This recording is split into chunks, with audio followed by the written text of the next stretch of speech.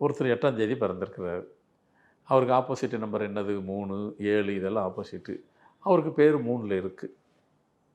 8ஆம் தேதி ஒருத்தர் பிறந்திருக்காரு. 26ஆம் தேதி பிறந்திருக்கிறாங்க. அவங்களுக்கு பேர் வந்துட்டு 21ல இருக்குது. 8ஆம் தேதி பிறந்து 3ல பேர் வைக்கிறாங்க அப்படின்னா, பேர் வைக்கல இருக்குது.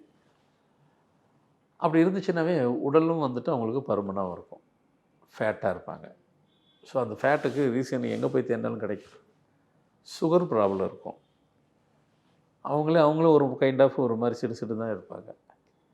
அவங்களுக்கு சக்ஸஸ் அவ்வளோ சீக்கிரமும் கிடைக்காது. இப்படியே சொல்லிக்கிட்டே போகலாம். ஏன்னா ஆப்போசிட்டில் பேர் இருக்குல்ல, அவங்களுக்கே அவங்க பேர் அவங்களுக்கு வந்து சக்ஸஸ் இல்லாமல் கொடுக்காதது காரணம் அவங்க பேர் தான். அதே 7 இருக்காங்க. 8ஆம் தேதி பிறந்தவங்க 7ஆம் தேதி பேர் இருக்குது. ரொம்ப விக்ரஸமாக இருப்பாங்க எல்லா விஷயத்திலும். அவ்வளோ ஃபாஸ்ட்டாக இருப்பாங்க. ஆனால் இது சக்ஸஸே பார்த்துருக்க முடியாது. இருக்கவே இருக்காது சக்ஸஸ். இப்படி ஒவ்வொரு டேட்டுக்கும் ஒரு பேரும் எல்லாம் ஆப்போசிட்டில் இருக்குதுன்னு சொன்னால், இந்த மாதிரி தொல்லைகள் அவங்களுக்கு எல்லாத்துக்கும் இருக்கும். அவங்களுக்கு கரெக்டாக அந்த டேட்டுக்கு உண்டானது டேட்டையும் ஃபேட்டையும் கரெக்ட் பண்ணி அது பேரை நம்ம கனெக்ட் பண்ணி விட்டுட்டாக்கா